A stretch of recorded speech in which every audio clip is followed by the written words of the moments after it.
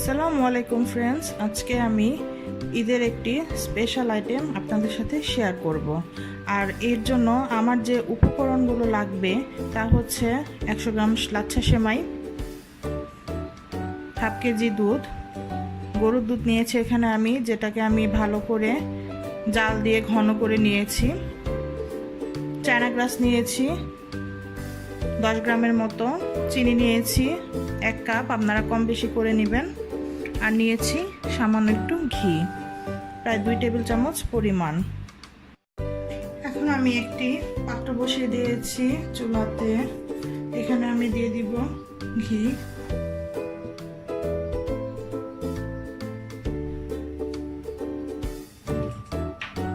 এক টেবিল চামচের মতো প্রায়। আর দিয়ে দিচ্ছি লাচ্ছা সেমাইগুলো, এখন ভেজে নিচ্ছি ভালো করে। চুলার আঁচটা একদম লো করে দিয়েছি যেন পুড়ে না যায়। প্রায় 3 মিনিটের মতো একটু ভেজে নিব। লাচ্ছা সেমাইটা আমার ভাজা হয়ে গেছে, এর থেকে বেশি আর ভাজা যাবে না, পুড়ে যেতে পারে। এখন আমি নামিয়ে ফেলবো চুলা থেকে। আমি লাচ্ছা সেমাইগুলো উঠিয়ে ফেলেছি একটা বাটিতে, এরকম ভাবে। এখন আমি এই পাত্রে দিয়ে দিব দুধটা।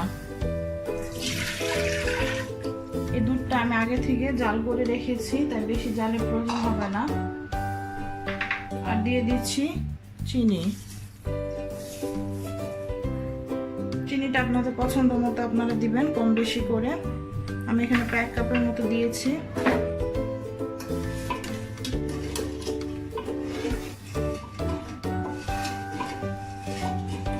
এখন কিছুক্ষণ চিনি আর দুধটা জাল করে নিচ্ছি।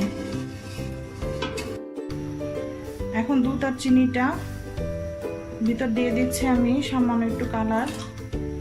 আমি এখানে অরেঞ্জ কালার ইউজ করেছি, ফুড কালার যেটা।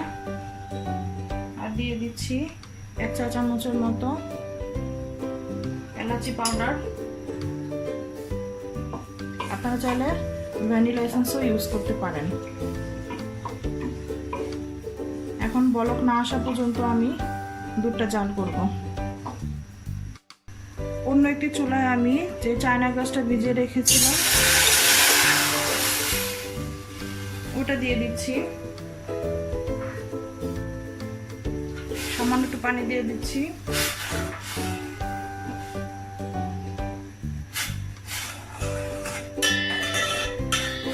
চামচ দিয়ে নেড়ে দিচ্ছি যতক্ষণ না পর্যন্ত চায়না গ্রাসটি ভালো করে না গলে যায়।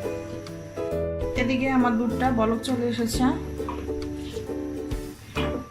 যেহেতু দুধটা আমি আগে থেকে জাল করে রেখেছিলাম, তাই এখন আর বেশি আর জ্বালাবো না। এখন চুলাটা বন্ধ করে দিব। চায়না গ্রাসটা আমার গলে গেছে সম্পূর্ণ, এবারে দেখতে পাচ্ছেন। এখন আমি এই চায়না গ্রাসটি ওই দুধটার ভিতরে দিয়ে দিব। দুধের চুলাটা আমি বন্ধ করে দিয়েছি। দুধটা এখন অনেক গরম আছে, তো এই পর্যায়ে আমি দিয়ে দিব চায়না গ্রাসটা। দিয়ে এখন আমি ভালো করে নেড়ে দিচ্ছি যেন ফেটে না যায়।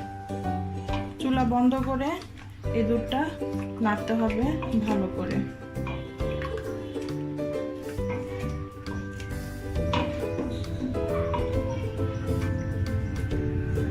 আমি এখানে একটি সার্ভিং বোল নিয়ে নিয়েছি, তো এখানে আমি এখন চায়না গ্রাসটা ঢালবো। খুব গরম অবস্থায় আছে, আমি এখানে সবগুলো ঢালিনি, কিছুটা ঢেলেছি। এখন এটা রুম টেম্পারেচারে না আসা পর্যন্ত অপেক্ষা করব। আমার চায়না গ্রাসটা ঠান্ডা হতে হতে আমি একটি কাজ করেছি, তা হচ্ছে 4 টেবিল চামচ গুঁড়ো দুধ এবং 2 টেবিল চামচ চিনি একসাথে আমি এভাবে ঘন করে মিশিয়ে নিয়েছি। পানির পরিমাণটা এমন হবে যেন বেশি পাতলাও না হয়ে যায়, আবার অনেক ঘনও না হয়, ঠিক এরকম হবে, অনেকটা কনডেন্স মিল্কের মতো। এখন ভালো করে একটু নেড়ে দিচ্ছি যেন চিনিটা ভালো করে মিশে যায়। আমার দুধটা মেশানো হয়ে গেছে ভালো করে চিনি সহ। এর ভিতরে আমি খুবই সামান্য পরিমাণ হাফ চা চামচের মতো একটু ঘি দিয়ে দিয়েছিলাম। আমার চায়না গ্রাসের দুধটা রুম টেম্পারেচারে চলে এসেছে, কিন্তু এখন পর্যন্ত জমাট বাঁধেনি, কিছু কিছু জমাট বাঁধছে। তো এই পর্যায়ে আমি এখন দিয়ে দিব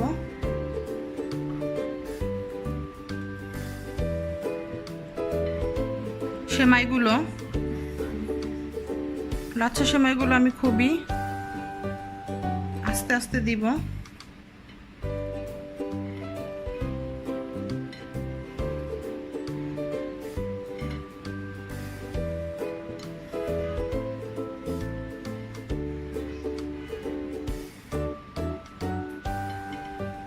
আমি পুরোপুরি লাচ্ছা সেমাইটা দিয়ে দেই নেই, অর্ধেকটা এখনো বাকি আছে, অর্ধেকটার মতো দিয়েছি।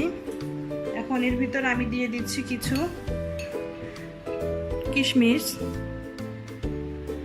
কিছু কাঠবাদাম আর পেস্তা বাদাম কুচি করা, আর দিয়ে দিচ্ছি যে দুধটা আমি গুলিয়ে রেখেছিলাম ওইটা।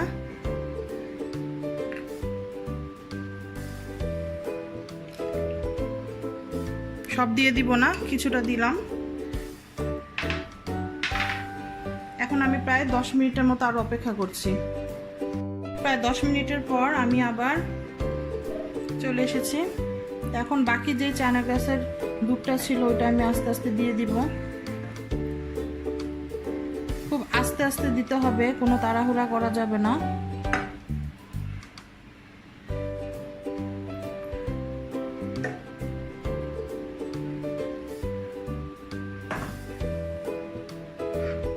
এখন আমি বাদবাকি সেমাইগুলো দিয়ে দিচ্ছি।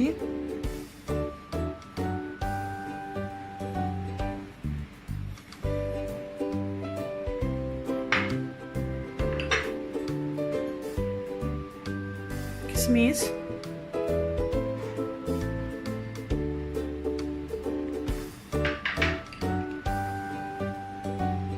দুধটা দিয়ে দিচ্ছি। এখন আমি এটা জমাট না বাঁধা পর্যন্ত অপেক্ষা করব। প্রায় 10 মিনিট পর আমার এই অবস্থা, জমে গেছে। তো আমি এর উপরে আবার চায়না গ্রাসের বাকি অংশটা দিয়ে দিচ্ছি খুব আস্তে আস্তে।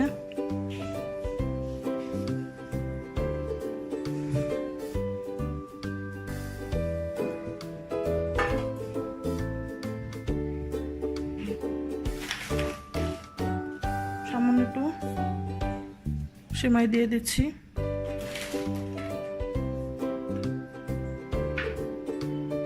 দিয়ে দিচ্ছি বাদাম কিশমিশ। এখন আমি আরো 10 মিনিট অপেক্ষা করব। 10 মিনিট হয়ে গেছে। এখন আমি বাদবাকি পুরো দুধটা দিয়ে দিচ্ছি।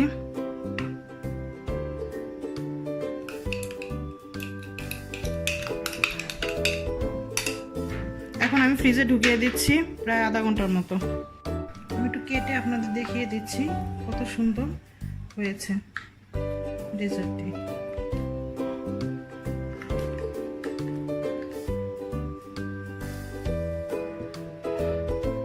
আধা ঘন্টা পর আমি ফ্রিজ থেকে নামিয়ে ফেলেছি এটা।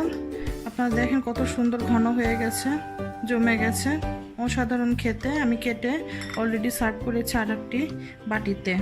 আপনারা এভাবে কেটে সুন্দর করে বাটিতে সার্ভ করে খাবেন, আশা করি আপনাদের সবার ভালো লাগবে। তো ফ্রেন্ডস, হয়ে গেল আমার চায়না গ্রাস দিয়ে লাচ্ছা সেমাইয়ের অপূর্ব একটি ডেজার্ট।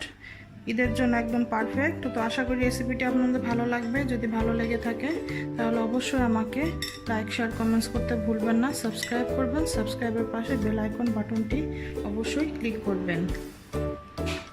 আজকে এই পর্যন্তই। আল্লাহ হাফেজ।